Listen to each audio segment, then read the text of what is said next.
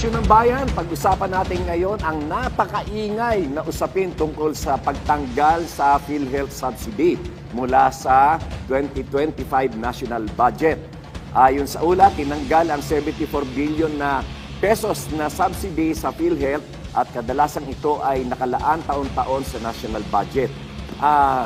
Ang pagtanggal ng subsidy na yan ay hindi makakaapekto.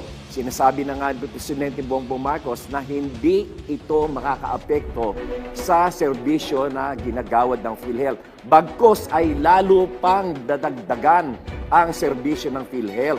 Bakit? Because of sound financial management. Kasi magagaling ang mga tao ngayon dyan sa PhilHealth. Yung mga ipinesto ni Pangulong Bongbong Marcos dyan ay talagang mga corporate executives na napakagaling mag-manage ng korporasyon. Kaya ang PhilHealth ay makakapagbigay pa rin ng mas magandang serbisyo kahit wala na yung subsidy. Bakit? Ang koleksyon ng PhilHealth every year, no, kagaya nitong year na ito, ay umabot ng 175 billion. Ang koleksyon, yan ay galing sa mga miyembro, yung mga premium payments ng mga miyembro. At alam niyo ba kung magkano ang naging utilization? Ang utilization ay 155 billion lamang. Meron pang excess na 20 billion. Ganon kaganda ang pagpapatakbo ngayon ng PhilHealth. So, dahil nagagawa naman na mapunuan ng budget, ng sariling budget ng PhilHealth, ang pangangailangan nito, itinalaga ng Kongreso na tanggalin na sa kanila yung subsidy. Ano yung subsidy? Hindi yung budget, no? Hindi yung budget sa GAA, kundi yan ay subsidy na nanggagaling sa PAGCOR at saka sa PCSO. Ngayon, bakit yan tinanggal? Sapagkat kayang-kayang tumayo ng PhilHealth sa pamamagitan ng koleksyon ng pondo nito. Kagaya nga na sinabi ko kanina, itong 2024, ang naging koleksyon ng PhilHealth ay 175 billion. At ang kanilang utilization naman ng benefits ay only 155 billion. So, kayang-kaya.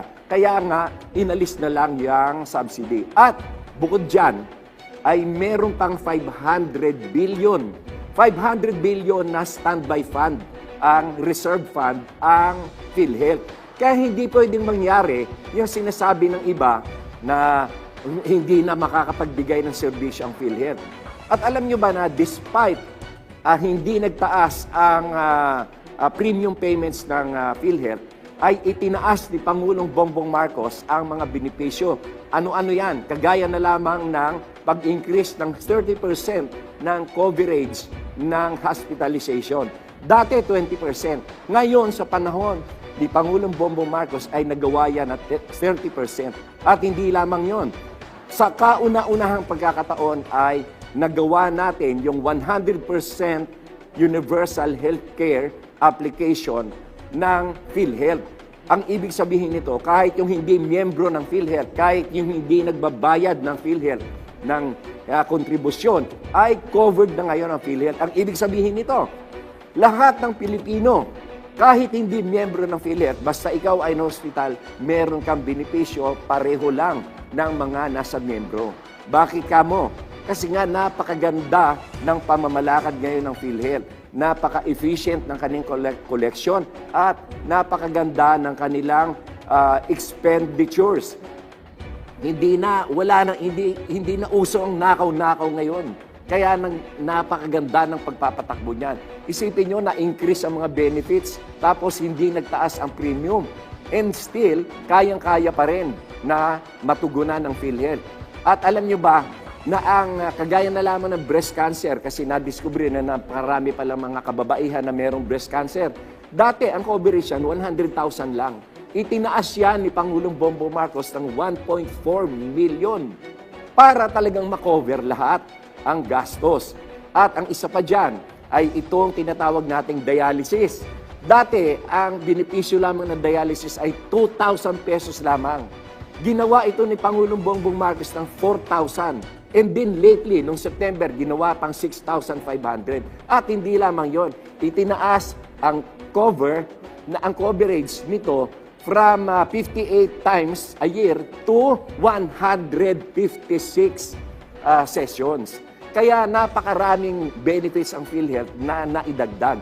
And still, kayang-kaya pa rin ang pondo ng PhilHealth. At merong 500 billion na nakalaan na reserve funds kung sakasakali na kukulangin. Hindi nga kulang dahil kagaya nga ng sinabi ko kanina, ang koleksyon ay 175 billion, 175. Ang expense na lang ay 155. May excess pa na 20 billion. Kaya nga yung nakaraan na mga issue dyan, yung kagaya nung isinuli ang buffer fund o reserve fund, ang idle funds ng PhilHealth sa National Treasury kasi hindi nga nila nagagamit dahil sobra-sobra na ang pera ng PhilHealth. At dahil sa magaling ang mga tao na inappoint ni Pangulong Bongbong Marcos, lahat ng pondo na yan ay naaaglagaan. Wala nang nakaw-nakaw dyan. Kaya nga napakaganda ng pamamalakad. Kaya yung PhilHealth na yan, huwag kayong mag-alala dyan. Lalo nating pagagandahin ang serbisyo ng PhilHealth para sa bagong Pilipinas. Another issue pa dito yung AKAP. Bakit daw yung AKAP ay kailangang ibigay?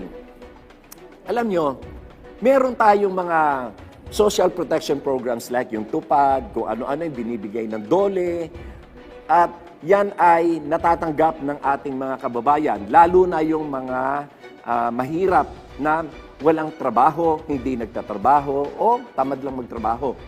Ngayon, ganito, yung AKAP, yung mga may trabaho, nagkakaroon din sila ng problema.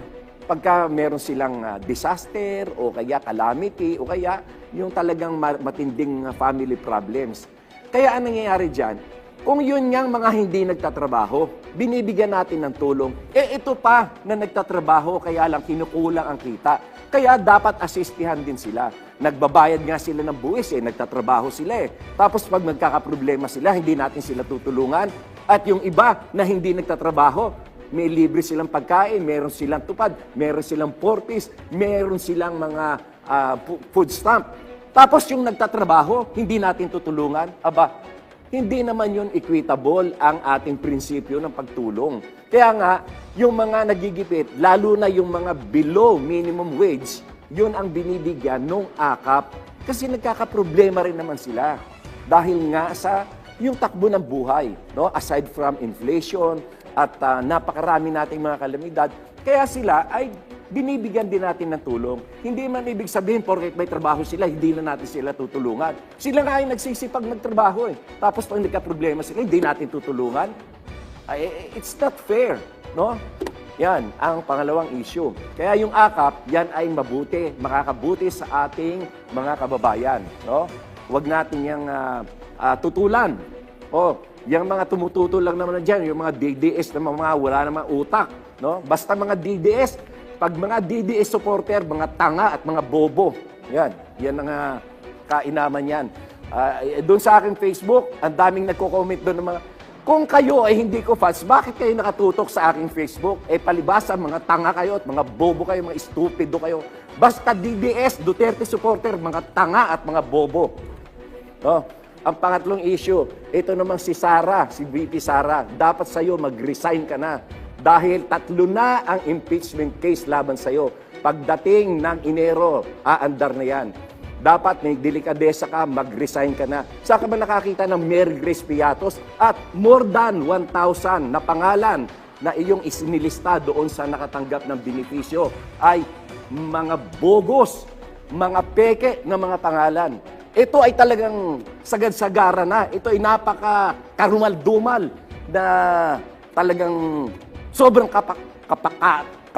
kapakalan ng bukayan na pandaraya at pandaraya sa pera ng bayan. Kaya ako, nananawagan ako, Vice President Sara Duterte, mag-resign ka na. Mag-resign ka. You are no longer qualified to become the Vice President dahil kasi napakarami mong anomalya. Ikaw pa mas matapang. Mag-resign ka na.